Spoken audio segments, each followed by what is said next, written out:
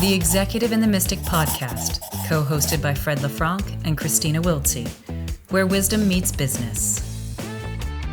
Hi, I'm Fred, and I'm the executive. And I am Kristina, and I am the mystic. And welcome to the Executive and the Mystic podcast, where wisdom meets business. Today, we're going to be talking about ego in leadership. But before we get into that, I would like to introduce my co-host, Fred LeFranc, who is a chaos strategist with results through strategy, but has been a mentor and a CEO himself for many years. And he is a very dear friend. And I'm so excited to be talking to you about this today, Fred. Well, let me introduce Kristina, who is a perspective alchemist who helps one gain a different altitude in terms of your life to help you see a different point of view, which has been very, very helpful. She continues to help people on that. Excited to talk about this today. Because what they say when you talk to leadership is leave your ego at the door. Yeah. I feel like that's up there with like be authentic and bring your whole self to all these things that bring your whole self to work, things that are difficult to actually understand what that means and how that works in practice, knowing that the environment of work, it largely dictates a lot of how people show up. We have a choice, but yeah, very interesting. Well, this is a good one because, ego is not bad in and of itself, right? You need to have an ego to have a sense of self-worth, and so forth and so on. It's when it gets out of shape, when it gets sort of an aberrant way, that's when ego gets out of control. So people confuse words and sort of put a lot of meaning to them that aren't fair to the word. There's a spectrum of ego. And we're going to sort of address some of that today with, some ideas of, what are some of the ego traps you get into? And we're also going to talk about ego death. Because as you and I have gone through this in our lives, we know that it's a necessity to grow at times, is to have a certain self-belief, a self-image die because it was inauthentic to allow something greater to come out. Before we get into the meat of it, let's start off by just defining what each of us thinks ego is. So Kristina, ladies first. Absolutely. My understanding of ego comes originally from probably Freud and his psychoanalysis. It's this aspect that is self-serving or here for survival's sake or something along those lines, right? Buddhism and other aspects of the things that I've studied spiritually would put the ego as not only serving survival's sake, but also serving the self without an understanding of the greater whole, right? So perhaps the ego is learned conditions that you usually wear around all the time. It's like an outfit that you wear all the time that has helped you survive. No, that's good. I mean, I think the only thing I add to that is it's sort of ego comes off as sort of self-image, self-identity. And there are times that self-image and self-identity is rooted in authenticity.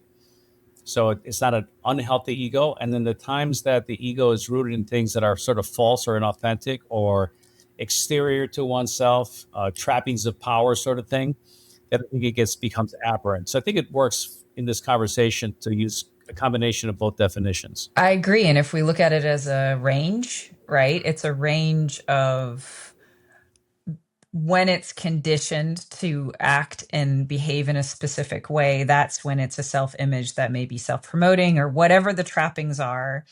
And all of us, as we move through our work to be better leaders of our own internal systems or better leaders of our companies, can move from the spectrum of being fully self-serving, right, to the detriment of others, right, all the way through to this understanding of ego, which is that the who you are and who you choose to show up as is based in an authentic self that is congruent and internally aligned. Yeah, exactly. I agree with you. And I'd say that, the first trap, and let's define the word trap also. Okay. It's when you get into a mode of behavior where you become sort of unconscious, you've sort of stepped into something, and without realizing that you are now being led astray by emotions or self-importance, whatever the case may be. So as we define this, it's meant to be something where you sort of wake up and go, oh, what am I doing here? And the first trap we call the certainty trap. And high-performing leaders are in that one, right? Because let's face it, if you're the boss, you're getting a lot of people tell you you're smart, you're brilliant, you're incredible. Oh my God, what would I do without you? And that's part of the trap, right? These people, what they think you want to hear. And now you understand it. You don't expect a direct report, but they say, you're a real pain in my ass. They're not going to just say that, okay? It's going to become a different way. But let's talk about the certainty trap, because one of my favorite expressions, you may be certain, but you may not be right. So maybe you can share, Kristina, a little bit about how that certainty trap works in terms of capturing our attention. Absolutely. So when we look at leadership in particular, when you're running a company and you have so many different things going on at any given time, it can feel really good to feel solid and certain about one thing, whether that's an opinion, whether that's something that's going on. It can feel it's our tendency is to want to say, well, I know that this is definitely the case, right? And that goes for the same. We've talked about this in the previous episode with the 4 agreements, where it's like, don't take anything personally, don't make assumptions. The certainty trap falls very dearly and very the certainty trap falls into this idea of what it means to make an assumption and feel certain that your opinion is the only correct opinion that there can be, and not be open to anybody else's opinions. And when you have a lot going on, that is a very enticing place to go, because bringing in other people's opinions may mean that you're bringing in critique of yourself or your decisions. It may mean that you feel that you're not looking strong enough and that you have enough conviction in whatever it is that you're doing. And that is a dangerous place to be as a leader. Yeah. Well, one of the best things I give advice to leaders on this one is, don't come in and say, this is where we're going, because then everyone immediately lockstep goes there and you miss the benefit of all the points of view in the room. And I always say leaders should speak last. They should allow themselves to be well informed. And there's some leaders I've worked with, that's really hard for them, because they're so used to saying, I'm in charge. I see, I'm a visionary. I know where we should be going. Nobody else knows. And there's a problem with that. I think it's critical for a leader to learn to listen, to understand, not listen to reply. And the starting point would be to say, let me hear from everyone on this topic, frame it. Everyone can frame it to say, these are the conditions. You could do a mini SWOT. This is the strengths, the weaknesses, the pros, the cons, whatever you want to talk about. And then say, I'd like to hear from everybody's point of view first, how you see this problem and a potential solution, and really, really listen to take notes, so that when you finally are informed as a leader, you can then say, based on what I've heard here, this is what my thoughts are. The other aspect of it, and I'd like your thoughts on this, is the difference between dialogue and debate. So that dialogue, the idea is central and everyone's discussing the idea. You're not taking a position where, like, I'm going to defend this to the death. But what's your experience with that, Kristina? I would say that it's very, very difficult for people to not turn the debate into the drama triangle. People's stuff comes up so much in it. Obviously, there are people who train in debate.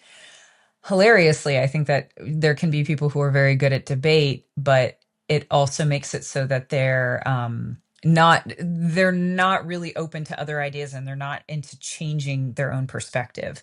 And this relates a lot to what I do as my work, right? Which is to say, people are continually stuck in the certainty trap about viewing themselves, right? It may be hard to see the label on the jar to be able to see yourself, but that doesn't mean that you don't spend tons of time trying to determine who you are as a person, right? And there's a lot of fallacies in that. One of those fallacies is that you are one static person all the time, or that you have one continuous aspect of personality that's just there all the time. You are a continually evolving, complex ecosystem of different aspects of personality that are coming forward at different times, at different stories that are coming up in your system. And there is so much benefit to being able to see different perspectives, even of yourself, that, you take that into a company context, and to fail to see other perspectives or be curious even about other perspectives would just be, could be catastrophic, right? Because you're failing to assume that there's any complexity in a situation at all, or that you know everything. Yeah, this is where I use my famous beach ball metaphor. 4 people at a card table holding a ball up, asking what color it is, and everyone's got a different color because they fail to recognize it's a striped ball. We said it in a previous podcast, and this is a great example of why it's so important to do that. And and from an ego out of shape, if you as a leader feel you must be the one to make the final decision, I'm just recommending you wait to hear everyone's input before you make that. So your perspective is broadened, and that's your favorite word, perspective. And you begin to look at other people's point of view. Go, I hadn't considered that before. Now, the mature leader is able to share the insights they gain by thank you this person, that person for this point of view because it informed me of something that I failed to see initially. And now that I have all these perspectives, this is my final recommendation of what we need to do. And what's powerful about that is that everyone feels heard and validated. It to be agreed with. You can agree to disagree. We've talked about that before. You disagree and commit. And that might be part of it because the leader might say, you know what? I came in with a different point of view, but based on what I heard here and the direction the group wants to go in, I'm going to disagree and commit and support this idea because I hadn't considered it before. There's something that tells me it may work, and so I'm willing to do that. And that becomes a win-win-win for everybody. The business wins, the individuals win, the leader wins, and you get much more involvement and sense of participation. Absolutely. And so with this certainty trap, there's a tendency for the ego to be overinflated in many ways, right? You could almost say that that's the case, right? Is that, oh, I know everything, right? And that's kind of the traditional thing when people are egoic or we talk about them being arrogant. Like that's kind of what we're talking about here. But this next one is very different, right, Fred? Oh yeah, it's one of my favorites. It's the avoidance trap. Mm. And this is basically just centers around are you a nice leader or a kind leader? Well, the first one deals almost with a sense of superiority. This one comes from almost a sense of inadequacy, where you are emotionally seeking validation and approval from your subordinates.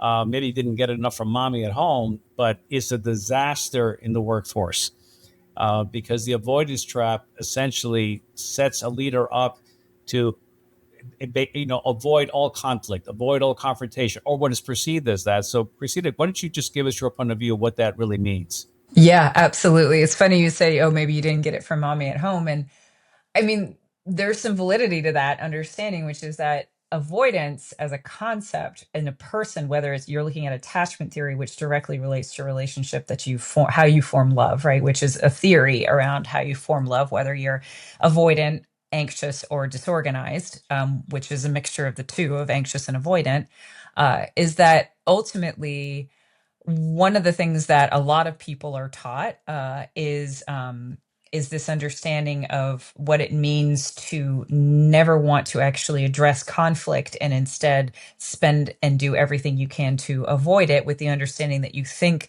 that that is the better way of being able to handle something, because perhaps you grew up in an environment where fighting was not considered an acceptable thing, or it was catastrophic if there were fights, or it led to violence, or any of these other. There's so many circumstances in which people are avoidant. Some people are avoidant because they literally are unwilling to release their perspective. Right? They're stuck in a certainty trap, and they're so unwilling to have it go up against. It's kind of, they lack the confidence to be able to open it to scrutiny, that they just avoid everything and they just hold on to their they hold on to their experience.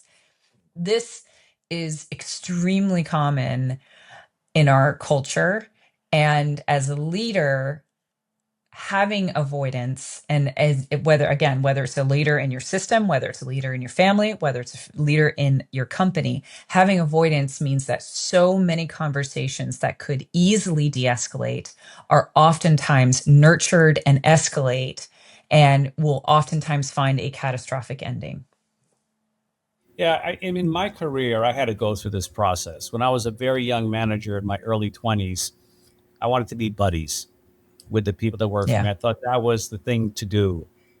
Well, part of it's because I came out of the workforce where they were your buddies, and then one day you're in charge of them, and you change your role without acknowledging that it changes the relationship, and that's the big thing. I mean, the nice leaders, they want to be validated, they want to get along, so far and so on. But I think the power of being a kind leader is significant because the fundamental premise is I respect you, I honor you, I treat you with dignity. However, we have a business relationship here, and I need to hold you accountable. And that's a big word, accountability. A lot of people don't understand that word. You ever ask people, what does accountability mean?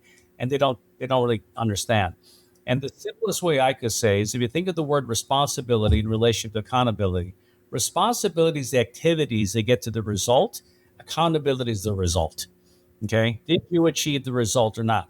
If you're looking at someone's responsibility, do they have the skills, the talents, the abilities, the commitment to do the things that are going to get you the result? That you can address. And accountability is, did you get the result or not? And if you didn't, doesn't mean I don't like you, doesn't mean I don't love you, doesn't mean I don't treat you with respect. It just means I need to hold you accountable because this is our business agreement. You are getting a paycheck that's designed to deliver certain things for the business. You've agreed to it. Hopefully, you've set it up the parameters. So you've had the conversation. What are you going to be accountable for? If you ever ask an individual, and I do this a lot, what are you accountable for? They always give me what they're responsible for, the activities. They rarely tell me the accountability, which means that they haven't quite learned that no, it's I got to win the game. This is what I'm supposed to deliver. They focus on the activities that create the delivery. And that's what creates a lot of confusion between responsibility and accountability. And so a kind leader, if you think about the continuum of a relationship, starts off a new reporting relationship with let's reach an agreement about what is expected you to deliver. What are the results? Okay. What's my role in supporting you in that? So that if there's any variance to where you're meant to be, I can share that with you without you feeling attacked. Because that's what everyone's upset. If you got, and I've had these, I've had direct reports that are hypersensitive. As soon as you bring something up, because they're so self-critical, they're like, oh, they're crushed because inside their little voice in their head, see, I told you were terrible, and now you just validated it, which has nothing to do with what you said, but they get into it. So you got to be prepared because everyone's different. You got the people who are very emotionally based. You got the people who are very results based and activity based. There's people who are much more about kissing your butt. You got to look at all the spectrum of how people respond or react to you to make sure you're not misled. Because the people that are just going to adjust to whatever you say, they say, oh, you're great. Oh, thank you for giving that to me. But walk out there going, that was bullshit. You don't want that false harmony. You want to make sure that the authentic person is present in front of you. So having that relationship defined up front makes it easier as you go along to nip things in the bud. Don't let it turn into a giant weed because then you got a problem. Yeah, it's one of the things I always say with friendships, is that friendships, partnerships, whatever it is, every single relationship that you form has to have a form of conflict management. And if it doesn't, then you haven't reached a level of authenticity at all, right? Because conflict is absolutely inevitable. And our job is to come up with the best possible way that we can do this. If we're in a personal relationship, right, then we are going to be specifically attuned to how that person maybe likes, we all know this. You get in a fight with someone and someone goes off and has the silent treatment for a couple of days and the other person is sitting here anxious, wanting it to be resolved immediately. That's a mismatch when it comes to conflict management, right? It's something that's fundamentally there. And so then you say, okay, look, I know that you need time to calm down because your emotional process has been totally geared up and now we need to actually diffuse this. And I also know that for my sake, I'm feeling really like I can't rest and I feel very, very anxious because I'm not allowed to finish this conversation. And I feel like you left before I even got a chance to say my piece. And so you're sitting here trying to calm down, but you don't have all the information, right? And so, it's a classic matching that a lot of people get into conflict with in partnerships and in companies.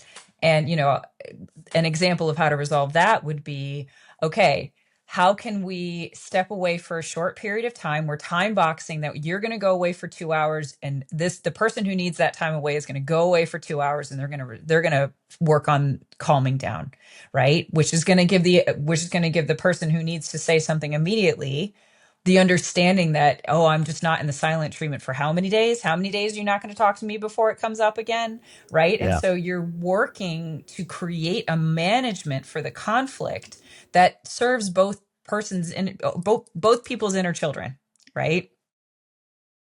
Well, conflict to me generally is misalignment and miscommunication. Yeah. Where confrontation is you get into that, you're battling, Yes. two egos out of shape battling one another. You never want to go there.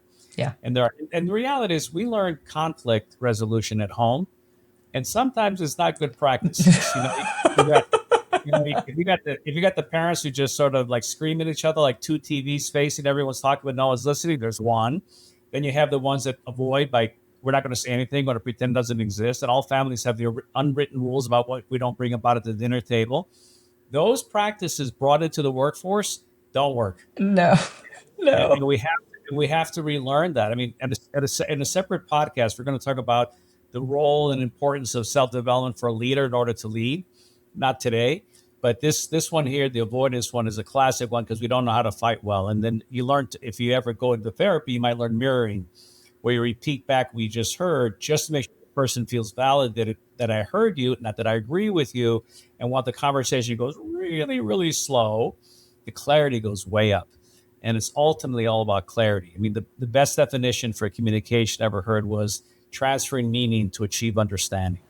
Oh, that's lovely. That's You lovely. know, and that's the key word, transferring meaning to achieve understanding, which is the center's responsibility to ensure that it was in fact heard, validated, acknowledged, not agreed with, and then in turn come back. And that allows there to be a dialogue, because it's not debate, it's a dialogue. Even if you have opposing points of view, you can reach an agreement on what your positions are. You can agree to disagree.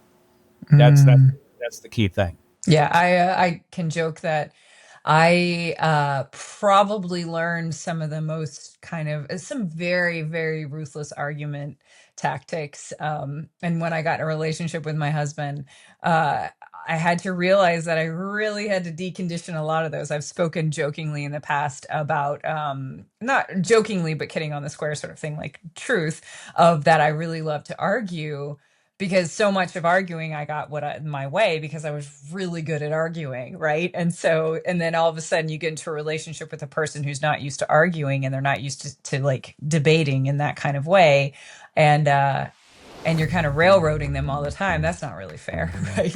Right. And Yes. you And have to retrain yourself. the other person has to learn not to pick up the rope. Yeah, yeah. You're throwing out those lassos out there. You just got to let them lie there. Exactly. This episode is brought to you by Results Through Strategy. Since 2006, RTS has been the go-to partner for restaurants and food service brands navigating growth, transformation, or recovery. Their team of seasoned industry veterans helps companies rediscover their purpose, realign with their values, and implement strategies that build measurable, sustainable performance. So the next trap's an interesting one. Yes. This is sort of an ego amok. This is the gravity trap. This is the one where the leader is so out of shape and so unaware that the team starts managing their mood and their proclivities rather than managing the business. So go ahead and embellish that a little bit, Kristina. Oh, yeah. I hope that not everybody can relate to this, but I'm sure there are many people who can relate to whether it's a boss, a coworker, a partner. You are continually, it's different than managing up. Managing up is about how do you manage your optics. This is about managing up, but you're having to manage the moods of everybody in the room, particularly your boss. And so you don't tell your boss anything because you don't want them to get in a bad mood. You wait for the right time and you're very, very, oh man, we're not going to be able to say it today, because this is going to happen or this is going to happen if we say it today, or, oh, they just found this, trying to find that perfect timing to tell them certain things. It becomes a trap in particular because the ego is so fragile of the leader that they're not getting the communication that they need because their fragility is stopping them from hearing communication that is much needed. Yeah. And this actually starts off with the first one where the leader comes in and says, this is what I decided to do, and is so assured of that they're certain that they're correct. And then people just have given ideas because they know they won't be listened to and heard. And this is a tough one because what happens when people start managing the mood versus the business goes awry really fast. And it's difficult to fix it because ultimately the leader is the one that caused it. And unless they're really willing to go through some ego death, which we'll talk about in a second, that allows them to acknowledge the error of their ways, there's a problem. I had an incident recently where we sent out a communication. We did an operational survey, and there was a statement that's fairly judgmental about one department. And the head of the department sent me an email saying, I understand what this was meant to sort of show, and I agree with what was brought up, but boy, I sure felt bad when I heard that said about my department. And she was right. I immediately apologized to her. And then when I saw her in person a couple of days later, I said, I just want to make sure I acknowledge, first off, thank you for having the confidence and trust to write back to say this was not appropriate. Two, it was not maliciously intended, which you acknowledged. But I want to make sure you understand that I just hold you in too much respect and regard to have said that to you. And I'm sorry that statement was in there. It wasn't horrible, but it was enough to kind of go, ooh, ouch. And those ouch statements don't help. But a leader who's sort of locked in his head in terms of this, or her head of this, what we're going to do, this, what we're going to do it, and there's no discourse and debate, and on top of it, then gets frustrated because it's not working, and then they get angrier and angrier. Usually, that's what ends up happening. They get angry and they get louder. The angrier they get, that becomes a real problem. And Kristina, what advice do you have for someone that has to work for a boss like that? How do they kind of shake them out of their funk to get them to see that this is not a good situation? It's a hard one, mostly because of the fact that if you are able to read this person well, you may have a lot of responsibility in kind of helping everybody else navigate that, or you're spending a lot of your effort doing this. I think a lot of the time, one of the better ways of being able to deal with having a boss like this is to trade notes with other people to recognize and see how much effort they're putting in, emotional effort they're putting in to kind of read this person, and see if there's patterns that they can bring up. And then if it's an environment in which you can actually then address the person, you're kind of doing it on a united front, as opposed to one person having to do this. Obviously, we have human resources as a system of being able to go through, but sometimes having that difficult conversation and not having an avoidant conversation, especially if you feel like you can have the support of your colleagues, is an important thing. I know recently I've been working with somebody, and they have an incredibly toxic HR environment, and they're in the medical field, right? So oftentimes, you have trained doctors to accept the worst possible working conditions, and you have conditioned them for decades to accept this, right? And, my client was working on trying to address this, right? With the fact that the person who was the chief was not looking at people's schedules, wasn't caring about people's requests, was just kind of willy-nilly doing schedules with no consideration for the fact that, this is, people are trying to plan things more than a month in advance, right? And he's sitting here trying to address this issue and finding that all the other people who know that this department is toxic are not willing to come forward because they don't want to be singled out, right? And they don't want their schedule to get worse. So they don't want something like this. And they also know that this person is retaliatory because the fragility of their own ego is such that it's retaliatory. And he's sitting here saying, I'm just trying to get as many people as I possibly can. And it takes those brave people to come together and be like, yeah, we need to address this. We need to find an advocate or an ally who's, going to be able to possibly help us to address this person in this circumstance. Yeah, it's like an intervention. Yeah. I work with a couple of CEOs that had a similar trait in a different way. They had their favorite whipping person. Yeah. And in both instances, publicly, they would humiliate, shame, and sort of talk down to them. Now, I have the advantage of being an outsider, and I'm not beholden to the CEO. I mean, they could terminate my consulting agreement, but that's okay. I mean, my life does not depend on that one job like most employees do. And I remember going to them and saying, I got to point out some behavior that I observed. And I point out the behavior, not accuse them of anything. I don't say you're a bully, though they're acting like one. And point out the behavior that I observed. In this instance, in this instance, in this instance, this is what I observed. And I want to bring it to your attention for a couple of reasons. One, I don't think it's the best side of you coming out. I think it's the side of you that might actually enjoy a little bit of, watch them dance without judgment. And if that's the case, you need to be aware of that. The other thing is everyone's watching. And they're grateful for the fact that it's not them, but fearful for the fact that it may be them one day. And they get to see that kind of behavior. And in both instances, they were able to sort of realize that, first off, if they were already upset at this person because they weren't performing, then just fire them. Get it over with. Put them out of their misery. It's like a fly on a pin, right? Like, there they are. And do it, but do it in a respectful way. Don't do it in a way that really shows you to be a bully, tells the rest of the team, watch out for these moods. And these are hard conversations. I feel for the people who are employed by these people, because to go up against them is what it feels like, against them rather than with them.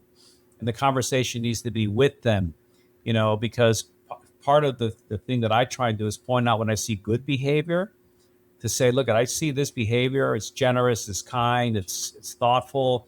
And then I see this behavior, which seems to be the opposite of that. And how does that work out? And what can we try and do to make sure that that doesn't happen again and again and again? Yeah, absolutely. And I can be embarrassed here for a moment to recognize that when I was vice president of a learning company years ago, I could say that there was a part of me that definitely had the gravity trap and the avoidance trap. And what helped me learn to no longer have those qualities, the first one with the avoidance trap was that I spent long enough recognizing that a stitch in time saves nine, to use the knitting adage, right? Which is that I recognize that if I didn't nip something in the bud right away, and if I didn't immediately address it, it would inevitably get so bad that somebody would lose their job or something along those happens. And you get a couple of those, and you recognize that the consequences of your avoidance are so catastrophic that you're never going to do it again. The second one was the gravity trap, because I used to be very bad at being able to handle change, if you can imagine that, Fred.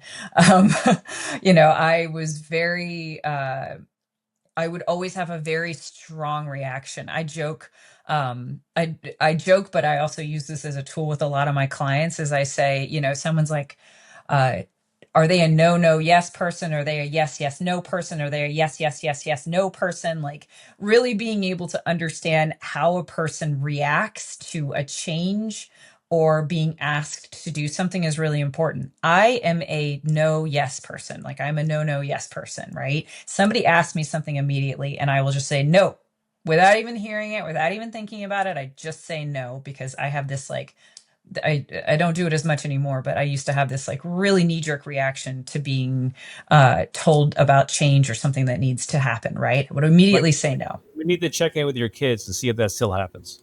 It probably does, because there's a protection net. I will energetically say that there's a protection level of it, right? When you're just sitting here doing whatever, and someone's like, will you get up right now? Which is, somebody always jokes that the worst part of being a parent is you always underestimate how many times you're going to be asked to get up. Just the number of times that you're sitting down peacefully for a minute or two and you're going to be asked to get up is incomparable. They never tell you about that part. But the initial no for me is okay, I got to put up my shields real quick, and then let me get more information, and then I can put down my shields. There are other people who require a lot of time and a lot of no's before they get to yes, but they will almost always eventually get to yes, because they will work on whatever that looks like. Other thing, there are some people who are like, yes, yes, yes. And then once they sit with it, they say, oh no, I actually sat with it and I was just people pleasing to start with.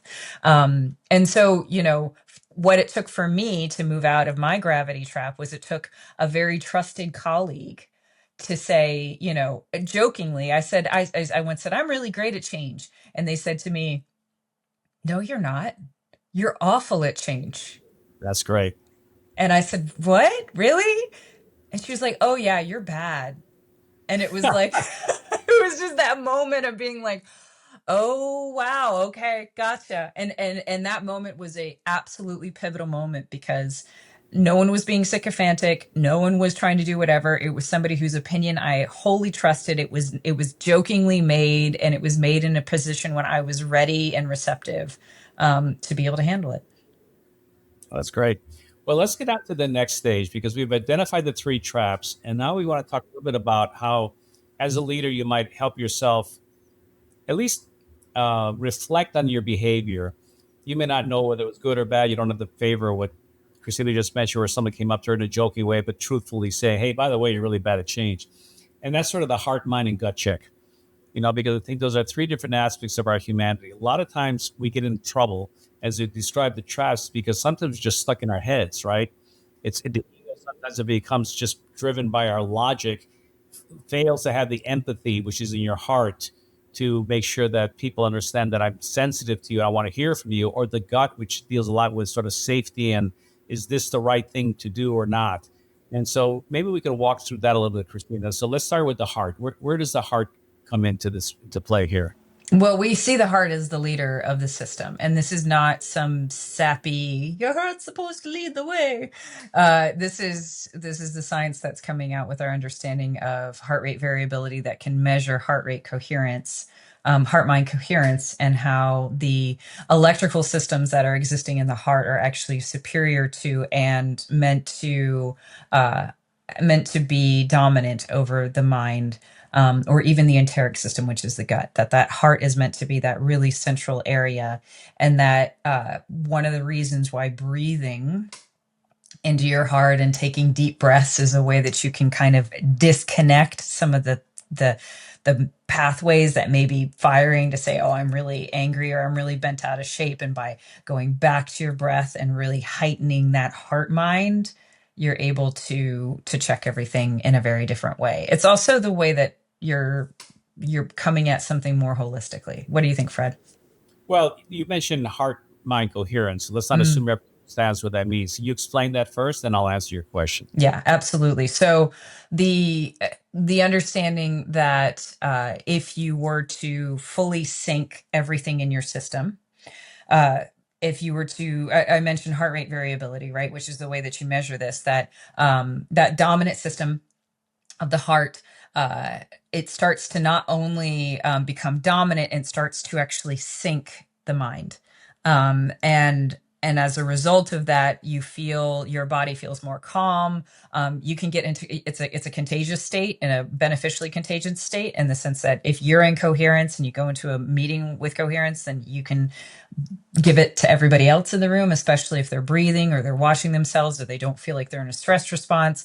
It's a contagious form that can make it so that decision making is more holistic, and it's also it's got more perspective and altitude, as we've talked about in the past, to it. I know that I've been in meetings where I could tell there's a lot of energy in the room. And if it's not controlled properly, it'll run amok. And I'll just say, hey, let's everyone just take 3 deep breaths. Let's stop, put your phones down, put your laptop, shut your laptops, close your eyes, take 3 deep breaths, and you can just feel the whole energy in the room. And it gets everyone into coherence with each other, also along with themselves. So the heart's asking, how do I feel about this? And there's the wisdom of the heart, and that's part of it. Not that you're going to lead everything with your feelings. That's not what we're recommending. But there's a lot of wisdom with mature feelings. If feelings are the kind that are the dark side of inadequacy, that's very different than feelings that come in from level of confidence and love, because you're there to caretake and be a steward to people. So that's part of it. So now what happens then? Okay, so that's the heart check. What about the mind? What does the mind ask?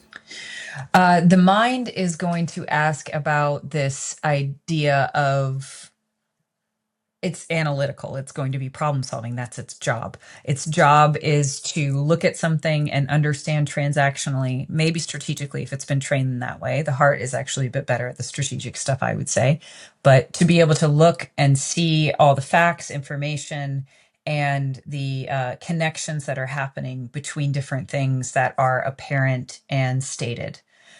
Or to inquire further and to use curiosity to find more information to be able to make a decision in that way, and to have that check analytically. So it's looking at the data. I mean, where the heart is probably saying, if you have a stakeholder mentality, am I being a good steward to all my stakeholders from the heart standpoint? And then the mind is now saying, do I have enough information by which to make a decision? And if not, let me go get that information. So you've got 2 out of 3 working for you. And the last one is sort of where our instinct lies, in our gut. And there's an actual brain down here. It's not just the beer belly. There's an actual... the enteric system. The enteric. Why don't you talk about the enteric system and because a lot of people don't get that part. Yeah. So, I think that one of the things that we're looking for when we talk about heart, mind, and gut is that we're looking for congruence in the system. Congruence is something that you can train yourself to recognize. And I would say that the gut is like if the gut is off, then that is the one that is really the one that is going to determine whether or not your congruence is lasting. I energetically believe that the enteric system is in charge of putting energy into a system. Some people say it's really good at pattern recognition, or it's like an intuition that kind of bumps up, right? And so therefore it's recognizing a pattern. But to me, if the mind and the heart are aligned, the gut provides the power for which the kind of energy can move through the system, is the way that I think of it. And so if you are feeling a lack of congruence in your heart and your mind, then you're probably not going to feel a gut check. There are some people who may have convinced themselves in their mind to do something, and they may really love and want to do it, but then they just have that last minute, like, oh my gosh, I don't have the energy for that. Sometimes we can't explain those things. Like sometimes we don't quite understand what is going on in the system, but it is a very important decision maker at the table of decision making for the body, to take into account the survival needs and the energetic needs and the alignment of the body. Yeah, it's interesting. You could be in a meeting and you hear something that a statement someone makes, and if you're listening to reply and not understand, you immediately start forming the rebuttal, even though your heart may agree with what's being said at a different level. And it's learning to listen to the three different aspects of our humanity, because they all speak in a different voice.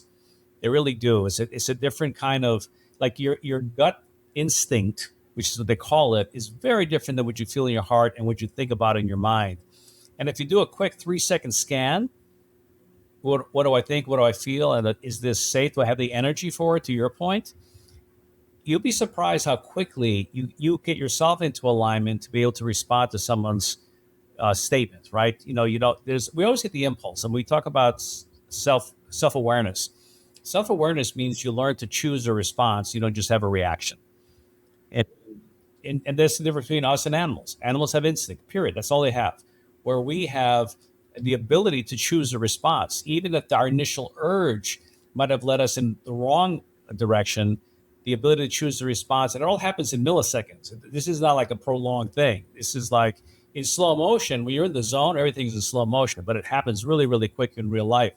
And I always find out that so you got to work backwards. You realize, oh, I screwed up. And then next time you're in the middle of screwing up, and you go, oh shit, here I go again. And then the next time you're like, oh, I feel the urge. Let me stop before I move and make a choice. Now, it doesn't happen like that easy 1, 2, 3. This might take weeks, if not months. But that's the process. You got to work backwards to go into it, to finally recognize the urge, because it just happens so quick. Yes, I literally was just talking to somebody before we recorded this. I was with a client, and we were talking about anger, and we were talking about an anger response. And,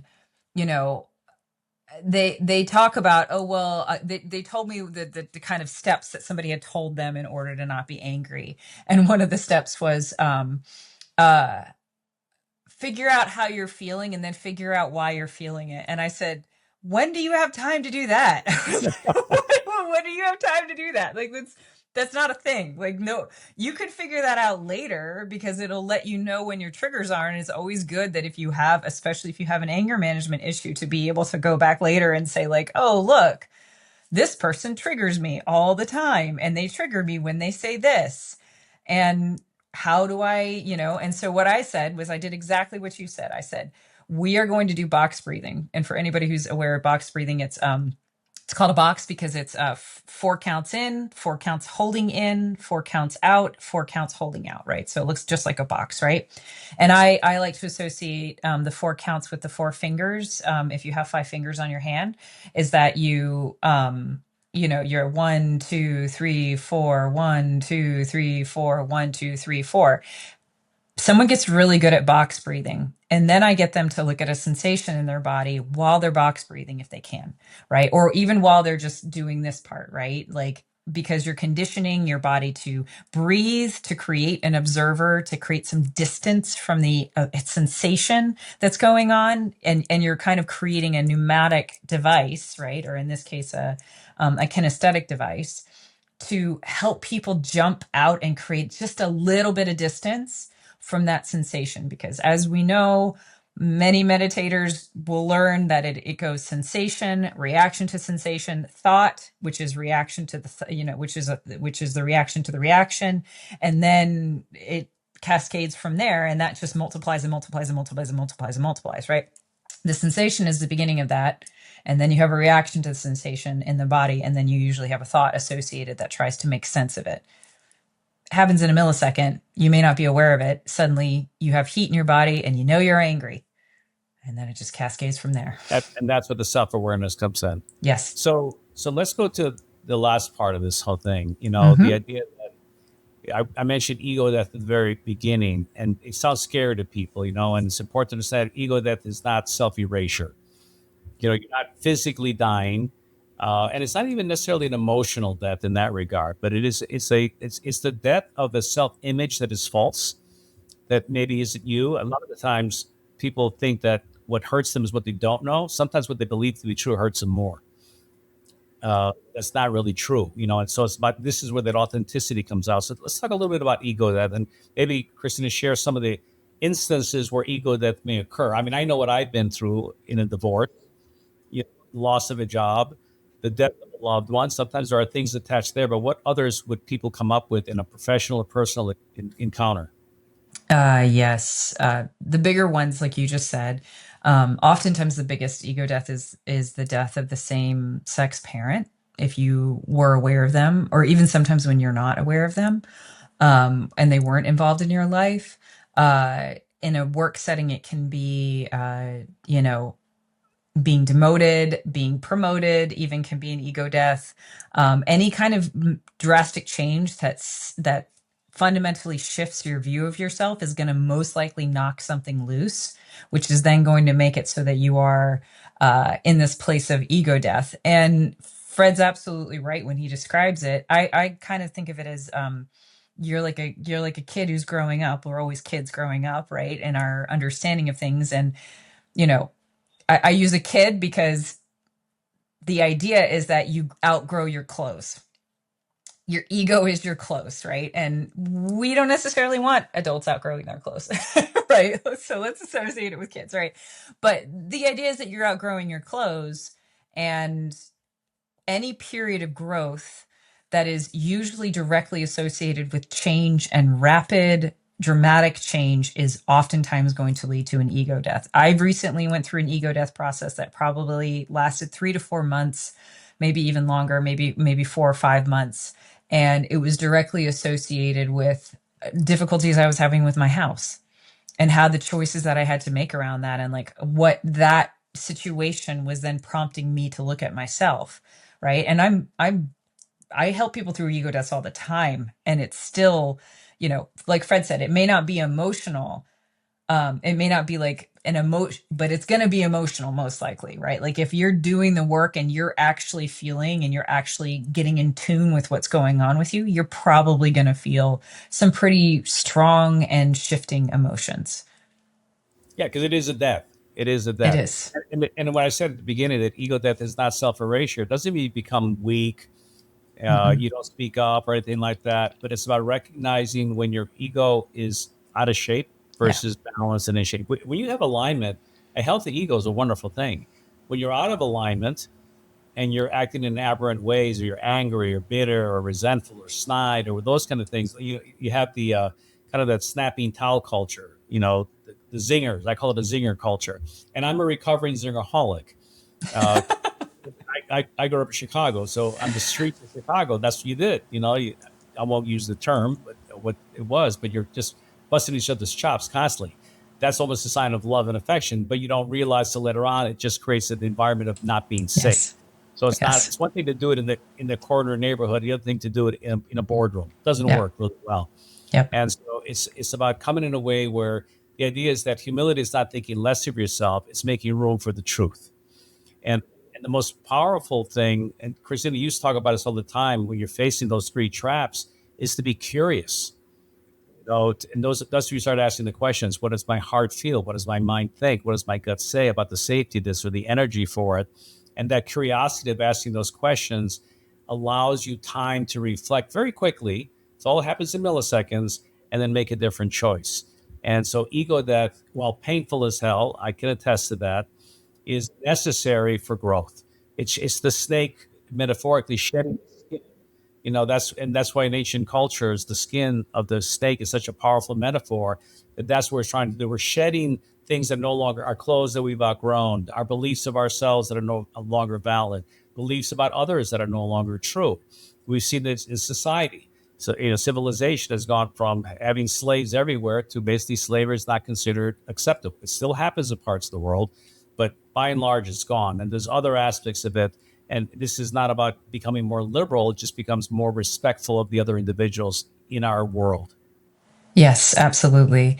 And if I had to give somebody any tips for dealing with ego deaths, if this is resonating with you at all, I would say one of my what I always say to people is I say, you're already in the process of it. Like if you feel change and if you feel like every day you wake up and you don't quite fit in your life anymore in the same way, the best thing to do is to stop holding onto the sides of the slide and lay down, right? Anyone been on a water slide recently? My kids, when they were scared of, first couple of times they go down a water slide, they're sitting up the whole time and they're just eeking down the whole thing, right? All of a sudden you relax, you lay down a little bit, and you're gonna be facilitated to move through that as much as possible.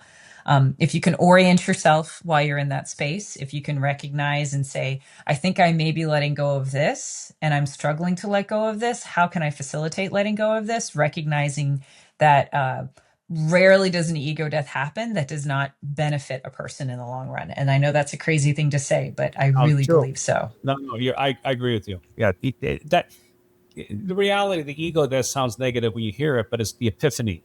Yeah. It's the awakening that someone goes through. And sometimes from the things that bring us the most pain, it brings us the most sense of wonder and enlightenment. Because what we've been talking about in the three of this, the question that we as leaders have to ask is, where am I? Where my ego is the most out of shape or expensive right now? Is it in my certainty? Is it in my avoidance? Or is it the way I feel to roll with my issues or my heaviness in terms of being didactic? And we have an opportunity by recognizing, I love your metaphor of hanging on to the sides of the slide, to trust. When you're in alignment with your heart, your head, and your gut, and you trust, that's you let go of the slide and just let it go through.